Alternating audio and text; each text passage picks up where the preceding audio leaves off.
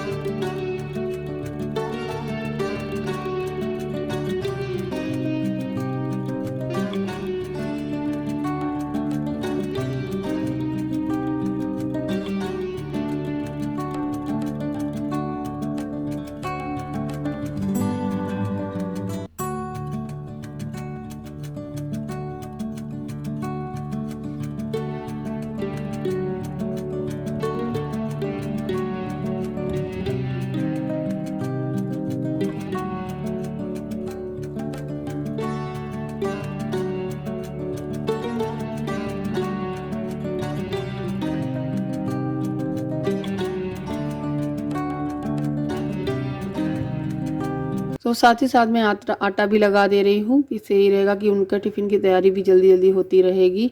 तो बस इस साथ साथ में सारे काम करती जा रही हूँ। दोनों बच्चे अभी मेरे सो रहे हैं और मुझे बड़ा ही सुकून है। सच बताऊँ, अष्टमी वाले दिन दक्ष इतना सोया, मतलब जब वो मेरे हस्बैंड स्कूल के निकल भी गए, चले गए, उसके बाद भी मैं इंतज़ार करती रही दक्ष अब जग जाए, पूजा भी हो गई, फिर भी वो सोता ही रहा। वो बहुत देर में जगा था। तो मुझे लगा था जिस दिन मैं फ्री हो जाती हूँ काम से उस दिन बच्चा बिल्कुल परेशान नहीं करता, और जिस दिन मुझे बहुत काम मतलब होगा उस दिन वो सुबह से ही जग जाता है। आज मेरा काम ना, मुझे लग रहा था कहीं तक जग गया ना तो मेरा काम नहीं हो पाएगा इतनी जल्दी जल्दी, और मैं चाहती थी कि सब काम जल्दी जल्दी से हो जाए क्योंकि अब सब काम अकेले मुझे ही करना है। तो दक्ष सोता रहा तो वो हुआ, वो सोता रहा, परेशानी नहीं किया, एक कुछ ज़्यादा ही सोता रहा। बस ये सब्जी तो बन ही गई है ऑलमोस्ट। यहाँ पे मैं ड्राई फ्रूट कट कर रही हूँ खीर में डालने के लिए। बस मैंने काजू सॉरी बादाम कट किए हैं, थोड़ी सी चिरौंजी है वो डाल दूँगी क्योंकि खीर में मेन टेस्ट ना चिरौंजी का होता है। आप लोग डालते हैं चिरौंजी या नहीं मुझे बताना। और आपको एक चीज़ और बताना चाहती हूँ, कल की वीडियो में जो मैंने शॉपिंग दिखाई थी काफ़ी लोगों को शॉपिंग पसंद आई थी, किसी किसी को तो मेरे कप अच्छे लगे, किसी को ट्रे अच्छा लगा मेरा, किसी किसी को जो लेगिंग्स मैं लाई थी आध्या के लिए उसमें से जो मुझे अच्छी लगी थी वो किसी को नहीं अच्छी लगी, येलो वाली सबको अच्छी लगी। चलो कोई नहीं, जो भी अच्छी लगी अच्छी तो लगी, दोनों मेरी ही पसंद हैं। और एक लोगों ने मुझसे बोला था 100 रुपीज़ के 4 किचन टॉवल बहुत महंगे हैं। अब महंगे हों या सस्ते, मैं तो ले ही आई हूँ, क्या करूँ, अब मैं उनको यूज ही करूँगी। तो बस यहाँ पे खीर बन गई थी, उसमें मैंने ड्राई फ्रूट है वगैरह वो जो कद्दूकस किया, मेरे हस्बैंड ने आके नारियल को फोड़ा था क्योंकि नया नारियल रखा हुआ था, तो उसको फोड़ के उसमें गरी निकाली और उसको कद्दूकस किया और फिर मैंने इसमें डाल दिया है। अब ये थोड़ी देर और पकाऊंगी मैं, फिर इसमें चीनी ऐड कर दूंगी और उसके बाद मैं इसे बंद करके रख दूंगी। और बस मेरी खीर बढ़िया सी बन के यम्मी सी तैयार हो गई थी, माता रानी का भोग। अब बस यही है कि छोटी छोटी अठवाई बनानी है मैया के लिए, और मैं अठवाई शुद्ध देसी घी में बनाऊंगी उनकी, क्योंकि उनकी 5 पूड़ियाँ जो बनेगी वो शुद्ध देसी घी में ही बनेगी। उसके बाद बाकी की पूड़ियाँ चाहे मैं रिफाइंड में ही सेक लूँ।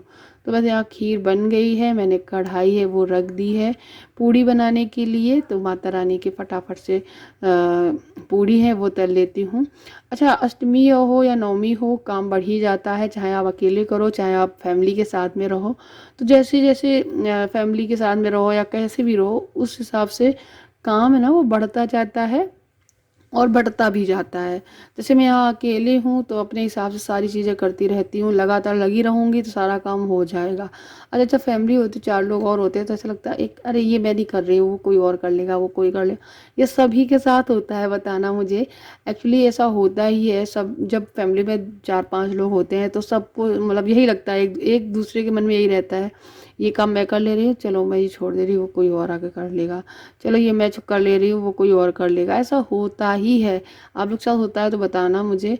लेकिन अब मेरे साथ तो बहुत कम ही होता है, क्योंकि मुझे ही करना है, या फिर मेरी सासू माँ करे या फिर मैं कर, हम 2 ही लोगों में है।